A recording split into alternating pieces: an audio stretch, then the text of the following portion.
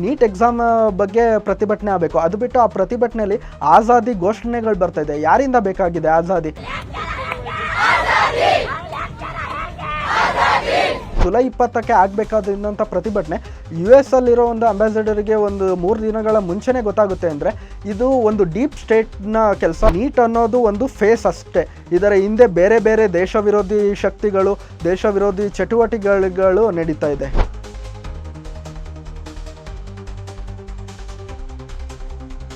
ಇಲ್ಲೆಲ್ಲೂ ಕೂಡ ನೀಟ್ ಬರೆದಂಥ ವಿದ್ಯಾರ್ಥಿಗಳು ಪ್ರೊಟೆಸ್ಟಲ್ಲಿ ಭಾಗವಹಿಸಿರೋದೇ ತುಂಬ ಕಮ್ಮಿ. ಅನೇಕ ಯಾರು ಪ್ರತಿಭಟನೆಗೆ ಬರ್ತಾ ಇದ್ದಾರೆ ಅವರೊಂದು ಇಸ್ಲಾಮಿಕ್ ಇದರಿಂದ ಬರ್ತಾ ಇರೋರು ಅಥವಾ ಮುಸ್ಲಿಂ ಕಾಲೇಜ್ಗಳು, ಕಮ್ಯುನಿಸ್ಟ್ ಆರ್ಗನೈಸೇಷನ್ ಸ್ಟೂಡೆಂಟ್ಸ್ಗಳಾಗಿರ್ಬೋದು, ಇವ್ರುಗಳು ಬಂದು ಅಲ್ಲಿ ಫ್ರೀ ಉಮರ್ ಕಾಲಿದ್ದು ಈ ರೀತಿ ಘೋಷಣೆ ಆಗ್ತಾ ಇದ್ದಾರೆ. ಅಂದರೆ ಅವ್ರು ಆ್ಯಂಟಿ ನ್ಯಾಷನಲ್ ಚಟುವಟಿಕೆ ಮಾಡೋದಕ್ಕೋಸ್ಕರನೇ ನೀಟ್ನ ಯೂಸ್ ಮಾಡ್ಕೊಂಡು ಬರ್ತಾ ಇರೋದು. ಇಷ್ಟು ದೊಡ್ಡ ಮಟ್ಟದಲ್ಲಿ ಸುಮಾರು ಲಕ್ಷಾಂತರ ಜನ ಅಲ್ಲಿ ಸೇರ್ತಾ ಇದ್ದಾರೆ ಜಂತರ್ ಮಂತರಲ್ಲಿ ಅಂದಾಗ ಅವರ ವ್ಯವಸ್ಥೆಗೆ ಪ್ರತಿಯೊಂದಕ್ಕೂ ದುಡ್ಡು ಎಲ್ಲಿಂದ ಬರ್ತಾ ಇದೆ? ಕಾಕ್ರೋಚ್ ಜನತಾ ಪಾರ್ಟಿಯ ಒಂದು ನೇತೃತ್ವದಲ್ಲಿ ನೀಟ್ ಎಕ್ಸಾಮ್ನ ವಿಷಯವಾಗಿ ತಗೊಂಡು ದೇಶಾದ್ಯಂತ ಒಂದು ಪ್ರತಿಭಟನೆ ನಡೀತಾ ಇದೆ. ಮೊದಲನೇದಾಗಿ ಮೇ 3ರಂದು ದೇಶಾದ್ಯಂತ ನೀಟ್ ಎಕ್ಸಾಮ್ ಶೆಡ್ಯೂಲ್ ಆಗಿತ್ತು. ಅದೇ ರೀತಿ ನೀಟ್ ಎಕ್ಸಾಮ್ ಕೂಡ ಕಂಡಕ್ಟ್ ಆಯಿತು. ಅದಾದ 4 ದಿನದ ನಂತರ ನೀಟ್ ಎಕ್ಸಾಮ್ನ ಕಂಡಕ್ಟ್ ಮಾಡುವಂಥ ಒಂದು ಸಂಸ್ಥೆ ಆದಂಥ ನ್ಯಾಷನಲ್ ಟೆಸ್ಟಿಂಗ್ ಏಜೆನ್ಸಿ NTA ಈ ನೀಟ್ ಎಕ್ಸಾಮಲ್ಲಿ ಒಂದು ಫ್ರಾಡ್ ಆಗಿದೆ ಅನ್ನೋದು ಅವ್ರಿಗೆ ಡಿಟೆಕ್ಟ್ ಆಗುತ್ತೆ.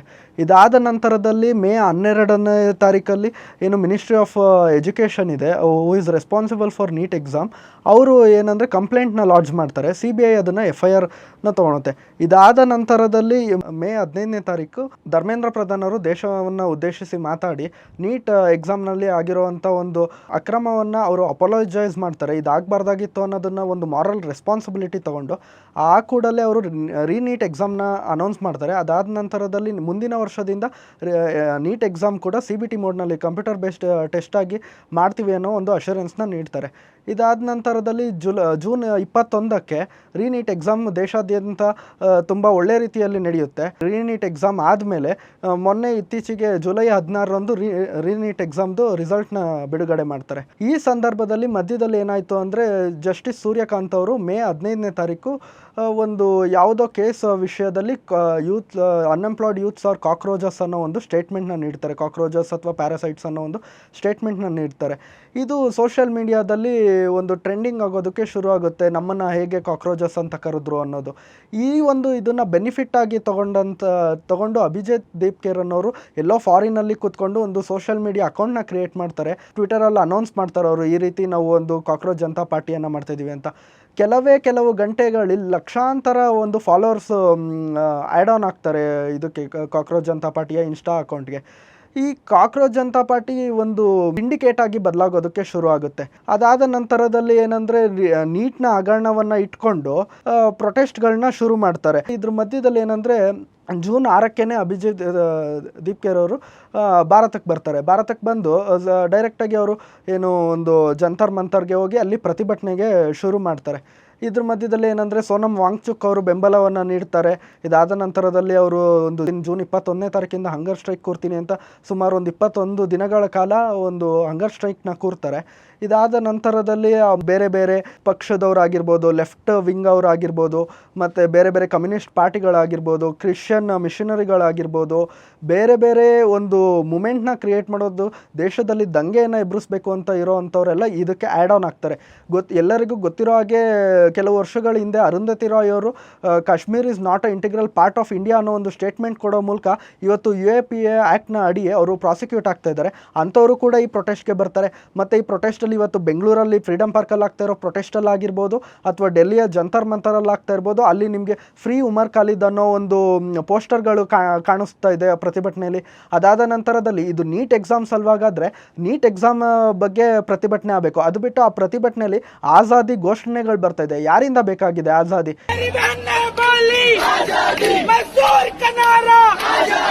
ಇಲ್ಲಿಗೆ ಏನು ಕಾಶ್ಮೀರದ CM ಅವರು ಬರ್ತಾರೆ, ಕಾಶ್ಮೀರ ಅವರ ಪೊಲಿಟಿಕಲ್ ಅಜೆಂಡಾನ ಬಿಂಬಿಸೋದಕ್ಕೆ ಶುರು ಮಾಡ್ತಾರೆ. ಈವನ್ ರಾಹುಲ್ ಗಾಂಧಿ ಅವ್ರಿಗೆ ಆಪರ್ಚುನಿಟಿ ಇತ್ತು, ಸೆಷನ್ಸ್ ಶುರು ಆಗಿತ್ತು ಪಾರ್ಲಿಮೆಂಟಲ್ಲಿ, ಅವ್ರು ಸೆಷನ್ಸ್ಗೆ ಹೋಗಿ ಪಾರ್ಲಿಮೆಂಟಲ್ಲಿ ಡಿಬೇಟ್ನಲ್ಲಿ ಭಾಗವಹಿಸೋ ಮೂಲಕ ಸರ್ಕಾರದ ಅಕೌಂಟಬಿಲಿಟಿ ಕೇಳ್ಬೋದಿತ್ತು. ಅವ್ರು ಅದನ್ನು ಮಾಡ್ದಲೆ ಅವರು ಕೂಡ ಪಾರ್ಲಿಮೆಂಟ್ ಮಾರ್ಚು, ಇದೇನು ಸಂಸತ್ ಚಲೋ ಅನ್ನೋದನ್ನ ಶುರು ಮಾಡ್ತಾರಲ್ಲ CJP ಅವರು, ಇದಕ್ಕೂ ಕೂಡ ಅವರು ಬೆಂಬಲವನ್ನು ನೀಡೋ ಮೂಲಕ ಒಂದು ದೇಶದಲ್ಲಿ ಆಂತರಿಕ ಭದ್ರತೆಗೆ ವಿರುದ್ಧವಾಗಿ ಮಾಡುವಂಥ ಕೆಲಸವನ್ನು ನಡೀತಾ ಇದೆ. ಜುಲೈ 20ಕ್ಕೆ ಕಾಕ್ರೋಚ್ ಜನತಾ ಪಾರ್ಟಿಯವರು ಚಲೋ ಸಂಸದ್ ಅನ್ನೋ ಒಂದು ಪ್ರೊಟೆಸ್ಟ್ನ ಶುರು ಮಾಡ್ತಾರೆ ಜಂತರ್ ಮಂತರಿಂದ. ಆದರೆ ಇದಕ್ಕೂ 3 ದಿನ ಮುಂಚೆನೇ ಯುನೈಟೆಡ್ ಸ್ಟೇಟ್ಸ್ದು ಅಮೆರಿಕಾದವರು ಏನಂದರೆ ಟ್ರಾವೆಲ್ ಅಡ್ವೈಸರಿನ ಇಶ್ಯೂ ಮಾಡ್ತಾರೆ. ಟ್ರಾವೆಲ್ ಅಡ್ವೈಸರಿಯಲ್ಲಿ ಏನಿರುತ್ತೆ ಅಂದರೆ, ಇನ್ನು 3-4 ದಿನದ ಕಾಲ ನೀವು ಜಂತರ್ ಮಂತರ್ ಸುತ್ತಮುತ್ತ ನಮ್ಮ ದೇಶದ ವೀಸಾ ಹೊಂದಿರುವಂಥ ಪ್ರಜೆಗಳು ಯಾರು ಕೂಡ ಓಡಾಡಬೇಡಿ, ಅಲ್ಲಿಗೆ ಟ್ರಾವೆಲ್ ಮಾಡಬೇಡಿ ಅನ್ನೋದನ್ನು. ಹಾಗಾದರೆ ಜುಲೈ 20ಕ್ಕೆ ಆಗಬೇಕಾದಂಥ ಪ್ರತಿಭಟನೆ US ಅಲ್ಲಿರೋ ಒಂದು ಅಂಬಾಸಿಡರಿಗೆ ಒಂದು 3 ದಿನಗಳ ಮುಂಚೆನೇ ಗೊತ್ತಾಗುತ್ತೆ ಅಂದರೆ, ಇದು ಒಂದು ಡೀಪ್ ಸ್ಟೇಟ್ನ ಕೆಲಸ ಇಲ್ಲಿ ನಡೀತಾ ಇದೆ ಅನ್ನೋದು ಎಲ್ರಿಗೂ ಕಾಣಿಸುತ್ತೆ. ಇದ್ರ ಮೂಲಕ ನಮಗೆ ಗೊತ್ತಾಗೋದೇನೆಂದರೆ, ಇದು ಒಂದು ಪ್ಯೂರ್ ಅಜೆಂಡಾ. ನೀಟ್ ಅನ್ನೋದು ಒಂದು ಫೇಸ್ ಅಷ್ಟೇ. ಇದರ ಹಿಂದೆ ಬೇರೆ ಬೇರೆ ದೇಶ ವಿರೋಧಿ ಶಕ್ತಿಗಳು, ದೇಶ ವಿರೋಧಿ ಚಟುವಟಿಕೆಗಳು ನಡೀತಾ ಇದೆ. ಬೆಂಗಳೂರಲ್ಲಾಗಿರ್ಬೋದು ಅಥವಾ ದೆಹಲಿಯಲ್ಲಾಗಿರ್ಬೋದು, ಈ ಒಂದು ವಿದ್ಯಾರ್ಥಿಗಳು ಏನು ನಾವು ನೀಟ್ ಸಲುವಾಗಿ ಪ್ರತಿಭಟನೆ ಮಾಡ್ತಾ ಇದ್ದೀವಿ ಅಂತ ಪ್ರೊಜೆಕ್ಟ್ ಮಾಡ್ತಾ ಇದ್ದಾರೆ, ಇಲ್ಲೆಲ್ಲೂ ಕೂಡ ನೀಟ್ ಬರೆದಂಥ ವಿದ್ಯಾರ್ಥಿಗಳು ಪ್ರೊಟೆಸ್ಟಲ್ಲಿ ಭಾಗವಹಿಸಿರೋದೇ ತುಂಬ ಕಮ್ಮಿ. ಅಲ್ಲಿ ಬರ್ತಾ ಇರೋರು ಯಾರು ನೀಟ್ ಎಕ್ಸಾಮ್ ಬರ್ದವರಲ್ಲ. ಅವರಿಗೆ ನೀಟ್ ಫುಲ್ ಫಾರ್ಮ್ ಏನು ಅಂತ ಕೇಳಿದರೆ ಅದನ್ನು ಹೇಳೋದಕ್ಕೆ ಬರ್ತಾ ಇಲ್ಲ. ಅದಾದ ನಂತರದಲ್ಲಿ ನಾವು ನೋಡ್ಬೋದು ಏನಂದರೆ, ಬೆಂಗಳೂರಲ್ಲಿ ಅಥವಾ ಡೆಲ್ಲಿಲಾಗಿರ್ಬೋದು ಅನೇಕ ಯಾರು ಪ್ರತಿಭಟನೆಗೆ ಬರ್ತಾ ಇದ್ದಾರೆ ಅವರೊಂದು ಇಸ್ಲಾಮಿಕ್ ಇದರಿಂದ ಬರ್ತಾ ಇರೋರು, ಅಥವಾ ಮುಸ್ಲಿಂ ಕಾಲೇಜ್ಗಳು, ಕಮ್ಯುನಿಸ್ಟ್ ಆರ್ಗನೈಸೇಷನ್ ಸ್ಟೂಡೆಂಟ್ಸ್ಗಳಾಗಿರ್ಬೋದು, ಇವ್ರುಗಳು ಬಂದು ಅಲ್ಲಿ ಫ್ರೀ ಉಮರ್ ಕಾಲಿದ್ದು ಈ ರೀತಿ ಘೋಷಣೆ ಆಗ್ತಾ ಇದ್ದಾರೆ. ಅಂದರೆ ಅವರು ಆ್ಯಂಟಿ ನ್ಯಾಷನಲ್ ಚಟುವಟಿಕೆ ಮಾಡೋದಕ್ಕೋಸ್ಕರನೇ ನೀಟ್ನ ಯೂಸ್ ಮಾಡ್ಕೊಂಡು ಬರ್ತಾ ಇರೋದು.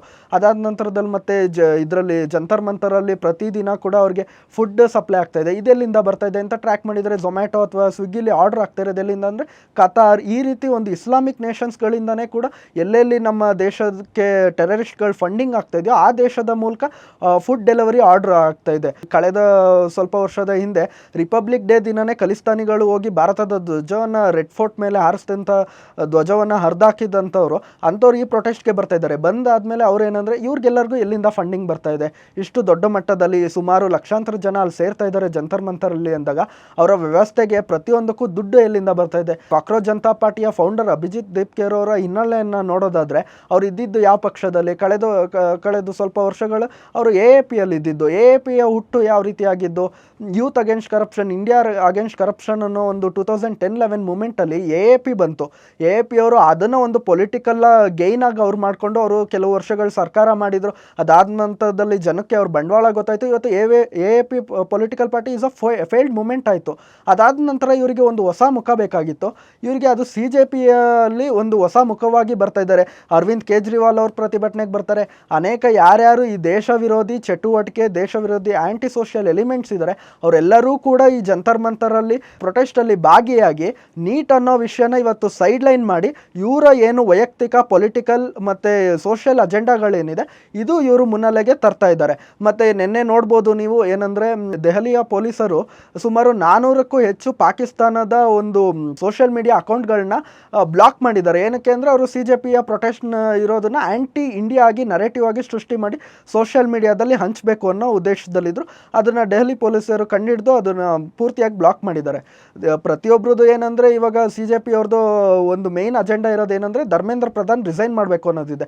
ಹೌದು, ಧರ್ಮೇಂದ್ರ ಪ್ರಧಾನ್ ಏನಾದ್ರು ಅವ್ರದ್ದು ತಪ್ಪಿತ್ತು ಅಂದರೆ ಡೆಫಿನೆಟ್ಲಿ ಅವ್ರು ರಿಸೈನ್ ಮಾಡಬೇಕು. ಅದರಲ್ಲಿ ಯಾವುದೇ ರೀತಿಯಾದಂಥ ಒಂದು ಕಾಂಪ್ರಮೈಸ್ ಇಲ್ಲ. ಅದೇ ರೀತಿ ಮೊನ್ನೆ ಬೆಂಗಳೂರಲ್ಲಿ ರೀನೀಟ್ ನಡೆಯುವಂಥ ಸಂದರ್ಭದಲ್ಲಿ BK ಹರಿಪ್ರಸಾದ್ KPCC ಅಧ್ಯಕ್ಷರಾಗಿ ಅವರು ಒಂದು ಪದಗ್ರಹಣ ಮಾಡೋ ಸಂದರ್ಭದಲ್ಲಿ ಫ್ರೀಡಮ್ ಪಾರ್ಕ್ ಸುತ್ತಮುತ್ತ ಟ್ರಾಫಿಕ್ ಜಾಮ್ ಆಯಿತು.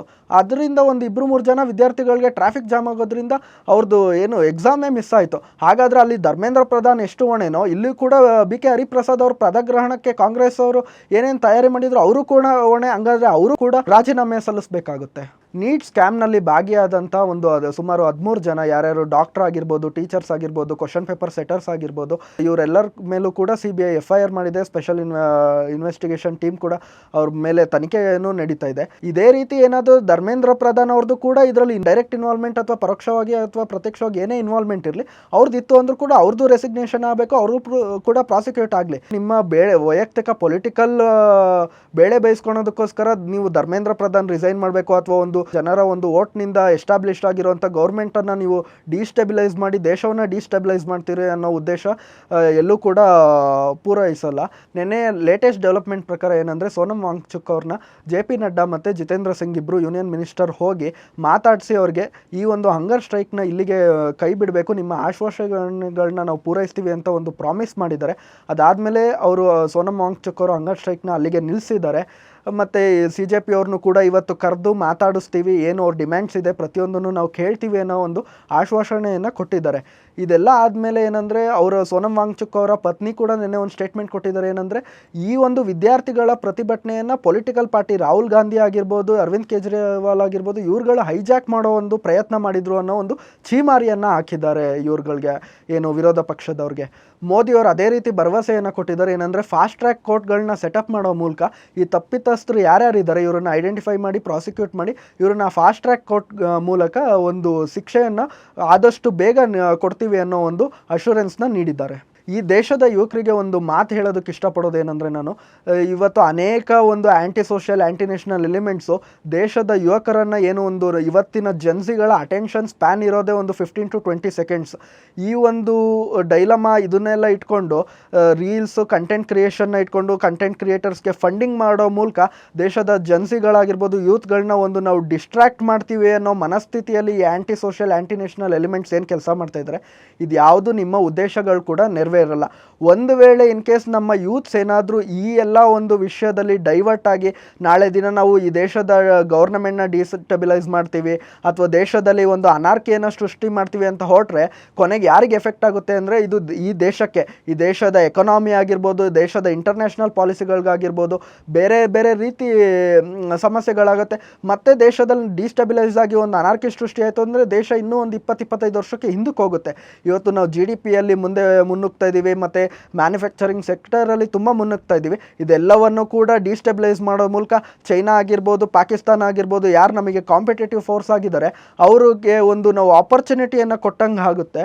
ಮತ್ತು ಈ ದೇಶದಲ್ಲಿ ಒಂದು ಅರಾಜಕತೆ ಮಾಡೋದಕ್ಕೆ ಈಗ ಕಳೆದ ಅನೇಕ ವರ್ಷಗಳಿಂದ ವ್ಯವಸ್ಥಿತವಾಗಿ ಸಂಚು ನಡೀತಾ ಇತ್ತು. CAA ಒಂದು ಯೋಜನೆ ಬಂದಂಥ ಸಂದರ್ಭದಲ್ಲೂ ಇದೇ ಆಗಿತ್ತು. ಮತ್ತು ಅದಾದಮೇಲೆ ಫಾರ್ಮ್ ಲಾಸ್ನ ಬಿಲ್ನ ಇಂಟ್ರೊಡ್ಯೂಸ್ ಆದಂಥ ಸಂದರ್ಭದಲ್ಲೂ ಕೂಡ ಇದೇ ಆಗಿತ್ತು. ಅನೇಕ ಪ್ರತಿ ಬಾರಿಯೂ ಪ್ರತಿಯೊಂದು ವಿಷಯವನ್ನು ತಗೊಂಡು ಕೂಡ ದೇಶ ವಿರೋಧಿ ಚಟುವಟಿಕೆ ಮಾಡಬೇಕು ಅಂತಲೇ ಹೊರಟಿದ್ದಾರೆ. ಈ ಯಾವ ಉದ್ದೇಶ ಕೂಡ ನೆರವೇರಬಾರ್ದು. ನೆರವೇರೋದಕ್ಕೆ ನಾವು ಇವತ್ತಿನ ದೇಶದ ದೇಶಭಕ್ತ ಯುವಕರು ಯಾರು ಕೂಡ ಬಿಡಬಾರ್ದು.